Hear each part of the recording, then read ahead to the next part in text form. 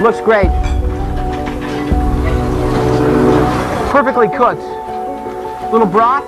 The broth smells perfect. Just gonna give it a little touch of oil just to make it a little bit richer. Look at that thing. That is right on. You know, I love a dish like this because you've got this perfect melt-away piece of poached fish, little delicate noodles, apple, fennel, mushrooms, great textures, great flavors, really wonderful. But you know what? This is really simple to make. In fact, we should make this right now. Come on. And flavors and what makes something a red wine or a white wine dish. When I work with something like this tuna, perfectly cooked, I want to use some earthy tones, maybe some rice. I've got black Thai rice, really nice. I've got some mushrooms. Let me try that sauce. I've got a red wine sauce, perfect acid, and I'm going to use a little bit of black pepper. All these things tie in the rich, fat, opulent tuna flavor, tie it together. The rice is a backdrop for that. Pepper goes on, maybe a little meat juice, and this is really simple, and you won't believe how fantastic this is in this preparation. On today's show, tuna in a red wine style. Let me try the sauce again. Wax bean, beautiful mushrooms, black truffles. I love things like this, all layered together. A lasagna, but done a little bit differently. Hedgehog mushrooms. Gentlemen, I'm ready for these pasta dishes. You got that, Timble? Yes, chef. Beautiful. This looks great, gorgeous. Lots of truffles to finish it. You got the emulsion? I'm ready for that too.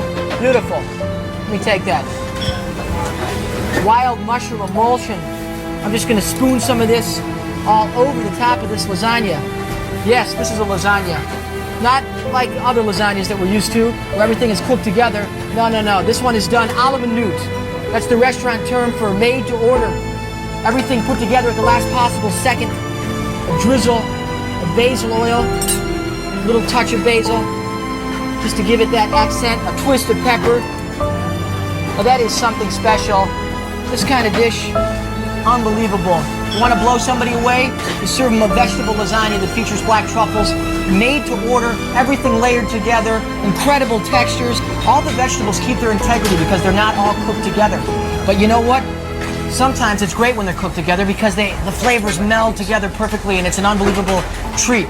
I'm going to show you how I make a vegetable lasagna the old-fashioned way. Everything put together, roasted off slowly, beautiful cheese. All too often, one gets involved with an activity, and it's a love of their life. It could be the culinary. I love the word industry because it implies a wonderful field, this wonderful line of work that I'm in. It's not even work.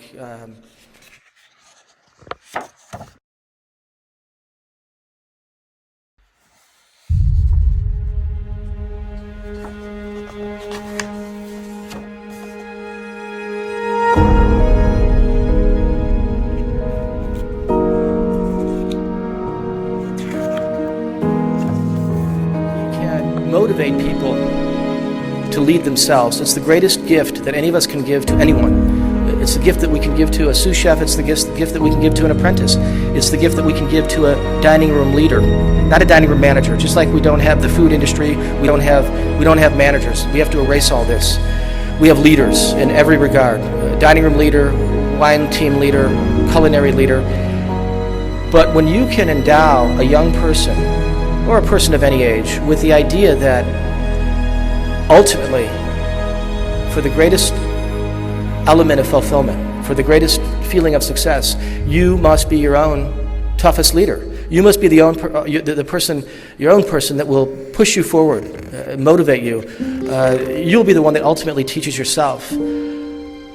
It's interesting to me that the people I've seen that come up to me after 10 years of working under my guidance, and they say, well, what can you teach me now, chef? I have to actually advise them to move on from the restaurant because at some point you must grasp the idea that you're going to teach yourself. You will be the one that motivates yourself. You're going to be the one that goes home and reads those books, and you're going to be the one that learns new things and brings even disciplines and awareness from outside of our field to your field. I'm constantly encouraging folks, part of our brigade, part of our team, part of our dining room team, to read books. And not just culinary books or service books, but books of literature. Because we live in a really interesting time. We live in an extraordinary time where it's not enough just to merely matriculate through a culinary arts program, maybe get involved with a good chef or a good organization and grow from there. One has to be able to find a way to elevate it for themselves. One has to be able to, as I say, learn how to educate themselves, and that means understanding ideas. That means being able to provide critical analysis to what you do every single day, how you motivate yourself, how you push yourself forward. It's interesting during the interview.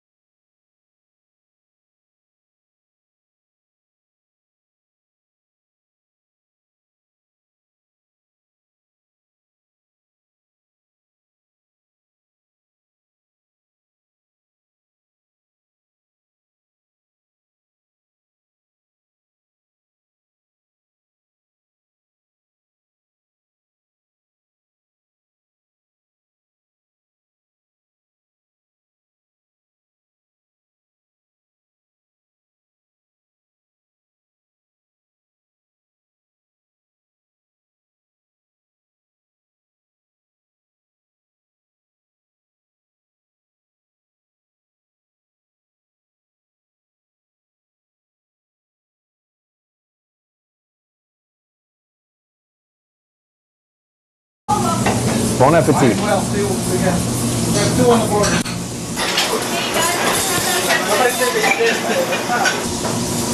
We have the rare privilege tonight to be dining at Charlie Trotter's in Chicago.